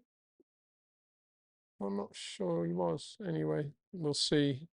I think he's, Lewis has always, up until Ferrari, has always used carbon industry, and he's always done very well on carbon industry, which has a certain, I mean, there's a slight, it's more to do with temperatures, I think, than anything else. But talking to drivers who've raced on both, there definitely is a difference in pedal feel. And certainly that was the case with Fernando when he went to McLaren. And the Brembos, yeah, Lewis is probably right in not wanting to have the pedal feel and all the other dramas that come with the Brembos, and the carbon industry is what he likes. But does that mean the Brembos are not doing the job? I'm not sure it does. That's my point. And I, yes, there was a period when the Brembos did seem to be, about 2 years ago, it seemed to be a bit all over the place with temperature control. But no other team seems to be having issues with them. And Ferrari are their number one, Brembo's number one client. And Charles arguably is their number one driver. It's hard to believe that Brembo aren't giving Charles what he wants. And that's more Charles asking of the car things that the car can't give him. I think it's more that, but they're kind of looking at the brakes now because Lewis has gone to the carbon industries. I personally think that is the issue. User, hi Peter, why is Oliver Behrman called Ollie Behrman? I don't recall anyone calling Lewis Louis Hamilton back in 2008. No, it's a good point, isn't it? And I've up until this year, I think I've always called him Oliver as well. And then I just heard people starting to call him Ollie. And now I see they're calling him, what's the, well, I mean, it's a funny thing, this whole business, because there was Ernesto Vizo was in Formula 2, and he was always Ernesto Vizo. When he got to America, it was EJ Vizo, EJ. Everything changed. And Jackie Stewart, Jack Oliver, and then it became Jackie Oliver, spelt differently. And yeah, it's, they call him Gabby Bortoletto now, don't they, on the radio? Are we going to call him Gabby now or Gabriele? I don't know. So yeah, I suspect Oliver answers to Ollie and Oliver. If you asked him what he liked, probably he would say he doesn't really care, but I don't know. Maybe say, only my mates call me Ollie. Call me Oliver. You know where you stand. Yeah, anyway, good question. I think on the back of that one, user, I'm going to call him Oliver from now on. I think you're right. Rajan Sharma, Lewis is so strong coming back psychologically after 21, testament to his inner strength. Lewis is still the best in class. Well, yeah, I mean, he kept going. I think that was the thing. In a year of bewilderment, I think in 22, 23, yeah, he put his head down and started to get his act together around what was still a very difficult car, because retirement was not really in his mind. And I guess after Abu Dhabi, that would have been even more so. I've got to come back and I've got to start winning races again. And that's amazing. And I've always said, given how enormous his brand is, how huge his footprint is, global footprint, Lewis has done an absolutely stunning job of still being Lewis Hamilton when he gets to a racetrack, and diluting a lot of the stuff that's around him into the very important issues and getting on with them. I think he's a victim of telemetry and a lot of information that perhaps is not the sort of thing that is going to bring out the best from Lewis. And I think he's found his way at Ferrari now of focusing on making them focus on the things that are important to him. And I don't think that was going on when he was in those years with George at Mercedes, because it was all a flurry of, well, George is braking here, George is turning in there, George has got the power on here. And all of that was confusing for Lewis because he'd never really had to do that sort of stuff. Obviously, with Nico, it was a fairly pinpointed approach to what he could learn from Nico. Same with Jenson Button, as we were talking about earlier. But with George, I don't think he learned anything from George because the car was too difficult and too bad. And he was spending all his time just trying to get the best from the car, which he never really did, probably to his own standards. And now he's, with these new regs and everything they require in terms of how you harvest the brakes, harvest the power under braking, Lewis has found that the style, ironically, he developed to survive those years at Mercedes is working perfectly for him at Ferrari. Good luck to him. All that strength and all that hard work is paying off in a way that nobody in the world could have predicted. Nissam, hi Peter, do team personnel gossip with each other? Do their opinions about which driver to drive for the team matter because they're the one who will be working closely with the driver? Do you mean intra-team gossip or inter-team gossip? Inter-team gossip, I don't think has ever been a big thing. Most mechanics, engineers, anyone involved with the team have always been, in my experience, pretty loyal to the team. Intra-team, it's more just, in terms of mechanics, for example, they are mechanics on Lewis's car will feel a certain belonging to that car and to that driver. And it won't be that they will in any way disparage the other side of the garage and Charles. It'll just be they want their guy and their car to win the race. And it's a very healthy competition. And it's always basically been like that in Formula One. If you think about Roger Hill on Jackie Stewart's car or Joe Ramirez on Francois Seber's car, to take an example, going back to the 70s, exactly the same thing.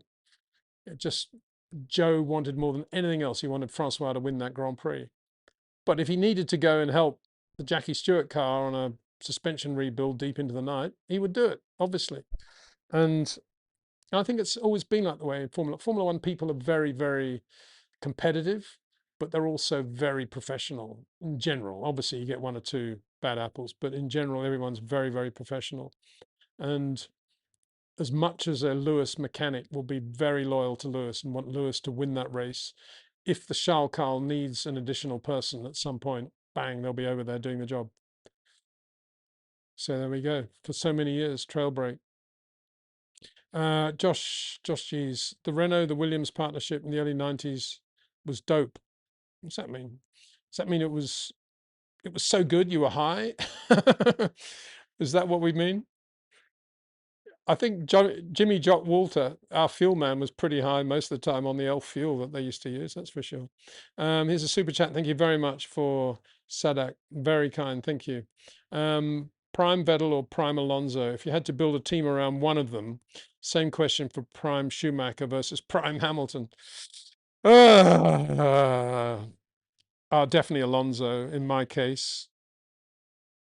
I love Alonso's just general approach to racing. I think not to politics and within racing, but he's a racer. I love Fernando's love of karting and his feel for driving and just wanting to race and drive a quick car well. So yeah, you'd have more fun, I think, with Alonso. Build a team around them. I think it's the operative word there, because the only way you could run Alonso would be if you did build the team around him.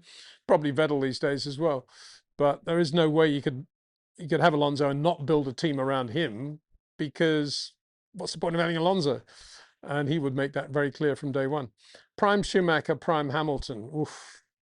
You're talking Michael here. I'm just trying to split hairs while I have a drink and think about it. Well, actually, you've kind of given it away, building a team, because if I was building a team and building a team, let's presuppose I've got $1 trillion to build a team and I don't have any personnel, and I've got to start from scratch. I think if you took Michael at his prime, let's say Michael 2002, and said, right, Michael, you can have half the money or whatever. We're going to do a team together. What should we do? These are the engineers I want. What engineers do you think you should have? What engineers would you recommend? What mechanics would you like to have? I think you could put together a pretty good team. If you did the same with Lewis, let's say Lewis 2021, would he have the same feel for people in other teams and engineers and designers as Michael? Probably not, because Lewis has always been just much more of a pure racing driver. Lewis Hamilton, Inc., as distinct from Michael Schumacher, Ferrari, Inc. And as much as Lewis has now part of Ferrari. He's still Lewis Hamilton, the racing driver. And put another way, what engineers are at Ferrari now because Lewis is there? He's gone in there and he's working with Ferrari. All credit to him for doing that. But that's the difference between the two. You know, Michael took a lot of people with him and basically said to Ferrari and Jean Todt, if you want me, this is how it's going to be. So yeah, if I had that budget and it was an empty team, empty box to be filled, I would do it with Michael at his peak, I think. Faresh, hi Peter. Why was the relationship between Max and Ron so bad?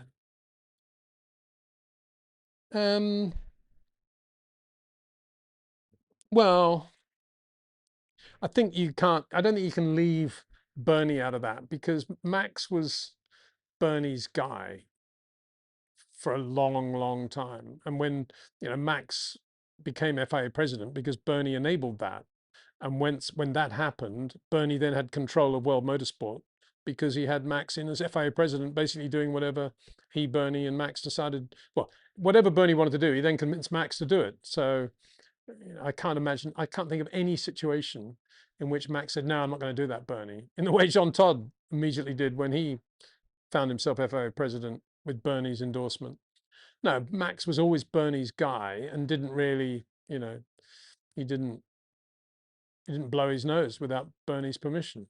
So when you say that, you also have to bring Bernie in. So then the question is, why was Ron always up against Bernie and Max? And it's a complicated answer. And I don't know the full answer, but I think it goes back a long way. It probably goes back to when Ron was buying Brabhams from Bernie in 1972. And it certainly gathered pace when Ron became Mr. Marlborough budget controller with John Hogan in Formula One and was starting to produce huge motorhomes, and his garage was the first one to be painted on the floor and then to have the ceramic tiles on the floor, and that got up Bernie's nose a bit because Bernie, I think, always felt that he was that guy, and he was the one that had a Pasquale out there making sure that every motorhome was in line to within half a centimetre as you walked down the pit lane. And yet a lot of the media started to say, oh, Ron Dennis is unbelievable in his attention to detail. Whereas Bernie used to think of himself, I'm sure, as the man who is Mr. Attention to Detail, nobody greater than Bernie. So there was always that bit of friction, I think. And then Bernie, I think Ron then exacerbated it all by when he became very successful with Mansour and Marlboro and everything else. I think and then later on the other cigarette companies, I think that point, Ron was the sort of ringleader of always thinking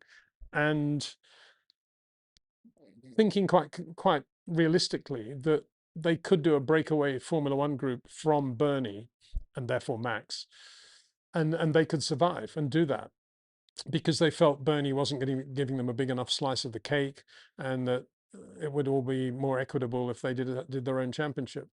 And I think that was the real underlying issue there, that Bernie never trusted Ron to be one of the,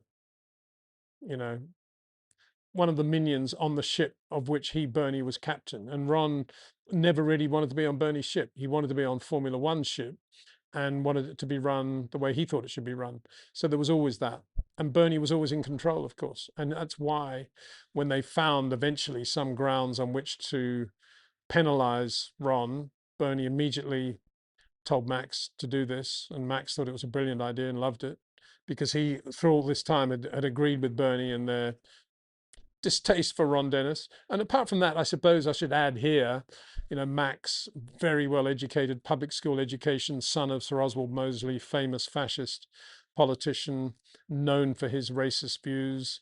I'm not saying Max was a racist at all, but I'm saying that was his upbringing. And then Ron being a bit of an upstart mechanic who, created a massive empire from nothing, really, from being a mechanic at Cooper's. And I suppose there was a sort of class thing there as well. Resentment, no, but certainly class, guffawing behind the hand at some of Ron's diction or lack of eloquence. And so there would have been that as well. And anything to sort of annoy Ron Bernie and Max would have thought would be quite funny. And when they came up with the $100 million fine, it was, of course, the number that Ron had agreed with Ferrari would be paid to Ferrari if Ferrari joined the breakaway deal of 2009. And that never happened in the end, but Bernie got to hear about that. So when the potential came up to have him fined, what did they choose? The $100 million. And that was why that happened. So it was a lot of bad blood over a lot of years. And on Ron's side, there were plenty of occasions when he would have said to Bernie, I've got the chairman of this company coming to Monaco. I need a couple of passes. Sorry about the short notice, Bernie. And Bernie would say no. And things like that, it just would have got worse and worse. A big question. It's almost a show in itself as well, because that also leads up, obviously, into Spygate. Trail Break 3, worst circuit ever. Worst circuit ever. Interesting question. Have to be one of those. I think we raced in Korea, didn't we, when all that funny business was going on? They're building new circuits everywhere.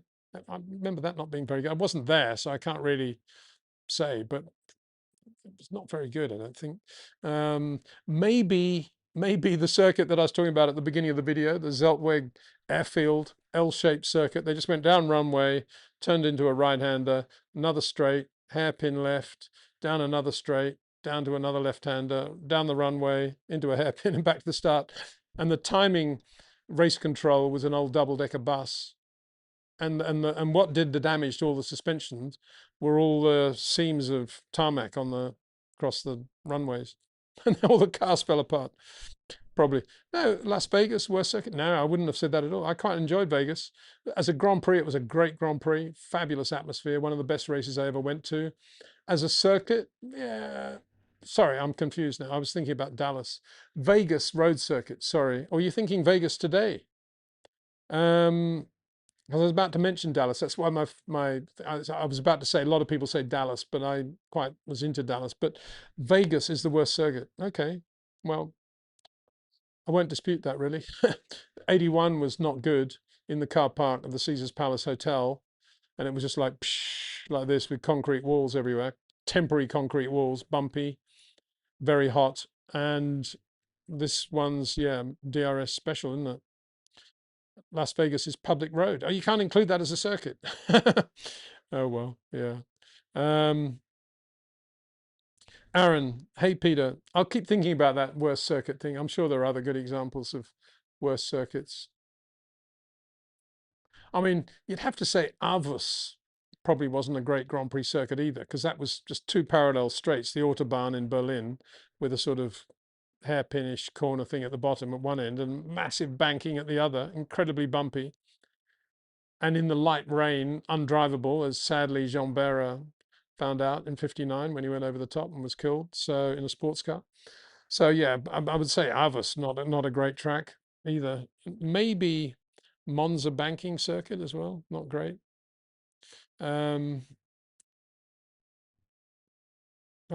Teenager killed in a rally in Donegal Island. Sorry to hear that. Yeah, very sorry. MBS wants V8 2.4 litre engines with 800 horsepower, 680 weight with a 90-10 split. Is this just to make fans on his side so he can increase term limit of the FIA president? Definitely. Or is it real? Well, I think it's got to be real, isn't it? Because if it's just to have, well, if the president of the FIA, MBS, now thinks that the fans of the world would want to have 2.4 litre engines, 880 horsepower, and he's correct, in my opinion. I think we all would, or most of us would. If he's capable of thinking that, then by definition, that is why he's saying it, because it's not as if he's making up something and hoping that people will like it. He's actually done his homework in that he understands what it is people really want. So in answer to your question, if that then makes him, sorry, let me rephrase, that has no impact on how people vote for him, however, because it's not the fans that vote him, it's vote for him. It's all the delegates around the world of the FIA, every country having exactly the same vote. So I don't think, I mean, if he wanted to change the constitution, I don't know if you have to do that and increase the term limit, it would still be subject, I would imagine, to all of the votes around the world. And don't forget, he was a rally driver, and so he's not as if he's some Jean-Marie Balest. He actually he probably got quite a few people that know something about driving and racing. I'm not in any way defending him or either way, really. I'm just saying, give him credit is all I'm saying. If he's saying that, good luck to him, because it would, if equally, it would be quite easy to say, probably, I think we should stay exactly as we are because we've got Audi, we've got Cadillac, we might get Toyota. And isn't this great? And he could say that to all the delegates and everybody else, even more money, and we're doing a great job. Let me continue for a third term. Look what's happened. He could use both arguments quite well if you're a politician, I would have thought. Of course, you could use the second argument well because, look, it's worked. So I would say give him credit. There's a lot of flack about him. I would say give him credit at the moment for that.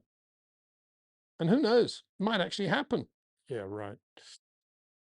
Chris Ram, do you think the temperature in Southeast Asia is too warm hot to race Formula One despite the night race? I do actually, yeah. Well, Singapore's so unbearably hot. And it is a bit cooler at night.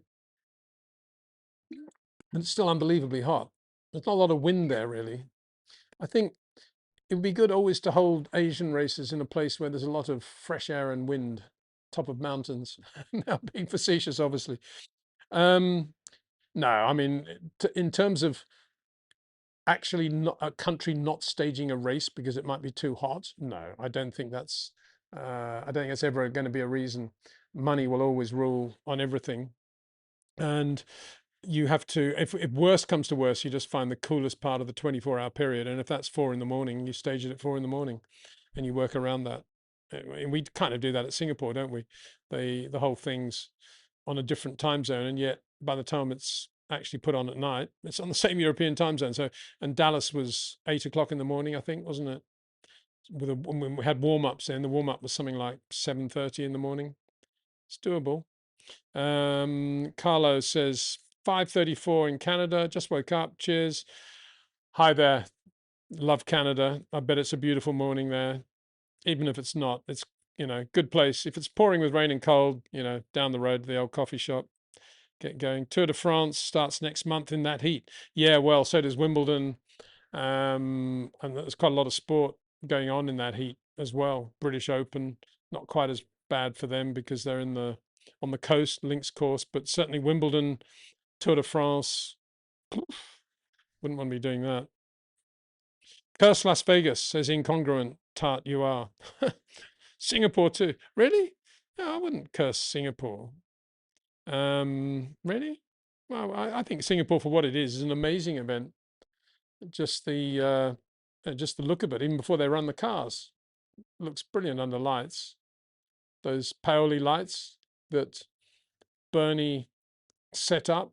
Paoli being the company that did a lot of the early electronics for Brabham when he owned Brabham. Got to know the guys there and gave them the contract to do the lighting for Singapore. So yeah, no, it's a very good, and more than anything else, that race is an absolute testament to Bernie and everything he did in Formula One, isn't it? Night race in Singapore couldn't be bigger or better, really. We take it for granted now alongside all the other ones, I suppose. But for me, Singapore is still the jewel in the crown, the Orient crown, anyway. Incongruent Tatuar says, apparently many secret projects exist under Vegas. Those working there can't leave. All those themed casinos also have a very different purpose. Really? We're talking about it, the whole thing at Nellis Air Force Base, and then we go out into that whole, that area where it's UFO territory. Anyway, so yeah, there's a lot of incongruence in capital letters. I think we'll move on there. Peter, is it coming home? What's that? I'm not quite sure. I am at home, if that's what you're asking, but I'm not quite sure what you mean by that. So, Cosmos Trek. Peter, why did Lotus put Clark and Hill together if there should be a number one and number two driver? Ah, very good question. I'll tell you why. Because Jim Clark, apart from anything else, remains the only great Grand Prix driver with enough charm and humility never to assert himself over anybody else under anything other than just pure racing terms. And along the same lines, you might like to ask why, when it was pretty obvious that Jimmy won the 66 Indy 500 and there was a lap scoring error, as now conceded by USAC, quote Nigel Roebuck, did Jimmy nonetheless attend Graham Hill's victory celebrations at Mill Hill back in England a couple of days later and make no issue about it at all? Because he was a gentleman. And it's the same with Graham at Lotus. He was a gentleman. He knew how to race against Graham. Graham knew how to race against Jim. They were both gentlemen, actually, in that sense. And so you didn't need to do it. It was very, it was a wonderful time. And whenever Graham was quicker than Jimmy, Jimmy would always say, wow, yeah, great lap by Graham Hill there. He's really quick.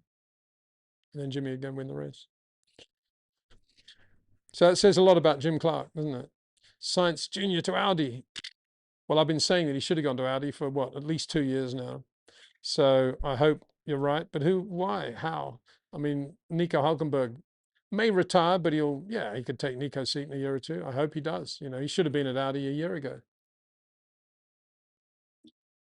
Signing a mega long-term contract to represent the brand and all the rest of it. And if the penny's finally dropped, then I'm very pleased. But I don't know why it's taken this long for it to drop. So yeah, a lot of right. Where are we? David Brown 8517 says the Gen 4 Formula E cars are going to be faster than Formula 1 cars around Monaco. Really? Exactly the same Monaco circuit. Wow. That's a bit worrying, isn't it? I mean, I'm still trying to recover from the shock that a Grand Prix car weighs more than my road car. And that's, that I never thought that would happen. I always thought my road cars would be at least twice as heavy as a Grand Prix car, if not more. I always see Formula One cars as light and agile and brilliant under braking, amazing cornering load and grip, but they're heavier than my road car now. I drive a Lotus Elan, by the way. I read that Aston Martin is rebuilding the entire car. Well, I think they rebuild every car between every race. So it depends what you mean by that. But redesigning it from start to finish, I think it's quite difficult to do within the budget cap now, is it not? Otherwise, a lot of people would have done that, like Mercedes in 2022. But yeah. Do we actually know? Has anybody actually heard any interviews at all? I haven't, where they've had anybody's had the intelligence to ask Fernando, putting aside the power drama, what is the car like to drive? Is it quick? Is this a super quick car waiting for a decent engine? Is that what you've got at the moment, Fernando? I've never heard anybody ask that question, and I want to know what the answer to that is, because he must know by now if it's a good car or not. He must do, surely. AMR 26B, B standing for Beast in the Paddock. Well, maybe. Right, got a lot more chat about Formula E. And we're going to have to draw a line under this pretty soon. Aston Martin needs to get rid of Stroll. He's a useless waste of space. Yeah, but he owns the team, surely. Oh, you mean Lance Stroll? I mean, whichever Stroll you're referring to, it ain't going to happen because they own the team. They pay the wages. And I've always said, when you go to a team that is owned by one person who may or may not one day lose interest in the sport and disappear, it's a pretty fragile, risky thing to do. That's why I'm still confused by Adrian. As I said, the only thought there has got to be that when that happens, Adrian gets 100% of the shares. I guess that's why he's gone there, and then he'll start to move mountains, I guess. But yeah, the Stroll Salon, I think everybody at Aston Martin must think we've got to keep Lance Stroll happy, because if we don't, his dad might walk away tomorrow and take all his money with him, and then we'll be out of a job. So they've got to keep Lance happy. And Fernando thinks for sure, if it wasn't for Lance, I wouldn't have a drive now, probably. Where would Fernando be if he wasn't here? So there you go. Cosmo says, Michael commuted back and forth to England on the Concorde during his Formula season. Yeah, that's right. He didn't do a very good job. And I think that would have been the same with Al Jr., would have done the same thing, probably, is my understanding. So that was one of the other things there. But yeah, Michael just didn't really, it was a good job they had Concorde, actually. Well, a bad thing, actually, because if Concorde hadn't existed, maybe he wouldn't have done that, and maybe he would have stayed at Colnbrook, in Woking, by McLaren. And that would have been much better for his career. But anyway, only Chris Welch. Hope you're doing well, Peter. I am indeed. Thank you very much. Moop. Lewis hasn't done well in Austria, so I'm going to bet he's had a bad weekend and everybody goes back to Hamilton should retire. LOL. Really? I mean, I'm not aware of those things, because to me, how a driver goes at a circuit is so related to the car he's been driving and circumstances at the time. It's not because Lewis isn't quick in Austria or isn't capable of winning a Grand Prix in Austria. It's like saying, oh, well, Nigel Mansell had a terrible record at Monaco. Yeah, guess what? He's one of the fastest drivers ever to drive the Monaco lap. So it's nothing to do with whether he's good there. Jim Clark, the same. Jim never won Monaco, but he was always mega quick there. Just the car never lasted. So, Truth Kit. Hi, Peter. I'm still in Barcelona. Can you believe it? The joy of seeing Lewis crossing the finish line in Abu Dhabi for his 8th championship. Oh, boy. Absolute joy. Yeah, well, I think it was some retribution for that, wasn't it? For what happened in Abu Dhabi. But racing, things happen so quickly and we move on so quickly, like this show already, But yeah, it was a great moment, and I hope a lot of people savored that, as we were lucky to. The only Chris Welch. Why are Formula One teams these days going for fantasy lineups like Leclerc and Hamilton, which ends in tears for the number one driver? I always prefer the Hamilton, Bottas, Norris, Ricciardo partnerships. Well, yeah, absolutely, snap. And it's because there's a lot of ego there when you've got money and you've got the power to choose the drivers. There's a big ego trip in signing Lewis Hamilton and getting rid of Carlos Sainz. And that goes back to dear old Frank Williams, who, on many occasions, I would find a young guy with talent, Mark Webber, good example, and try to sell him to Frank when he was still at Formula Ford level or Formula 3. And Frank would say, well, if he's that good, why has nobody else signed him? Or something innocuous like that. But then again, the reality of Frank is that one of the things he enjoyed most about running a Formula One team, owning a Formula One team, was the selection of the drivers and signing the drivers. And he loved signing drivers for more money than Ron Dennis was paying. That became a bit of a race. So he didn't really enjoy signing a young guy and getting a great talent on an amazing deal where very little money had to be spent. He loved paying, 20 million for Ralf Schumacher. That was part of the ego trip. And I suspect it's the same today. John Elkann has the power and the money to sign Lewis Hamilton, and all the negotiations and all the meetings with Lewis. Loved it all, for sure. And so he did it. Easy to fire Carlos Sainz. Bit boring, probably, from his point of view. So it's all of that. Got to have two. Now, credits to Toto Wolff. That isn't the case with Kimi Antonelli. He's a young kid who just happens to have blown the number one driver away in the way Nigel blew Nelson and Keke Rosberg away.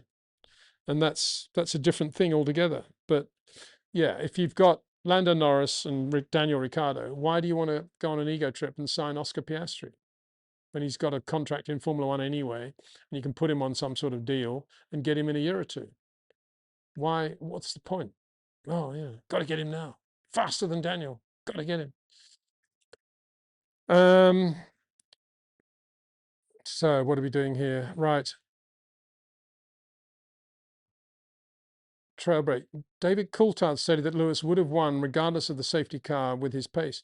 Yeah, I mean, I said the same thing. I thought the pace he had at the end was astronomical. Of course, what we don't know is what would have happened once he'd caught up with Kimi and George, who were having their own fight. And George, as we now know, was battling a bit of understeer. And Kimi was intent on beating George, but would have wanted to beat Lewis as well. And how much that would have hurt Lewis behind them in aero and the wind and the tires. I don't know. Interesting question. Osborne Curry. I think we'll make this the last one, if I may. Hi, says, I'm having serious thoughts of starting the process to initiate a conversation about having an F1 race in Jamaica. Oh, wonderful. What are the thoughts on having a race there on the calendar? Well, I would only say that a very good friend of mine, David McLaughlin, who owned the Lotus 49 that I was lucky enough to drive around Zandvoort one year, has for many, many, many years tried to have a proper circuit built in the Bahamas and to have a Grand Prix in the Bahamas, if on the back of that. And it's just never happened. The local politics and how money is spent, if there is a lot of money to be spent on Formula One, how that money then is spent by others who want it in other areas, very, very difficult to overcome all those local political dramas. And so David now is doing a great job with young kart racers coming up and helping them, not only from that region, but also over the world. Does a great job for the FIA. But I think he's still based in the Bahamas most of the year, and good luck to him for that. As for Jamaica, wonderful. I just don't think it'll ever happen for the same reason. I think even if somewhere, I mean, how much money would it take to build a circuit and then buy a place on the Grand Prix calendar? You're talking at least $1 billion. And if they had that money, there'd be such an outcry that it was spent on Formula One and not on other things more important to the country. Sadly, it'll never happen.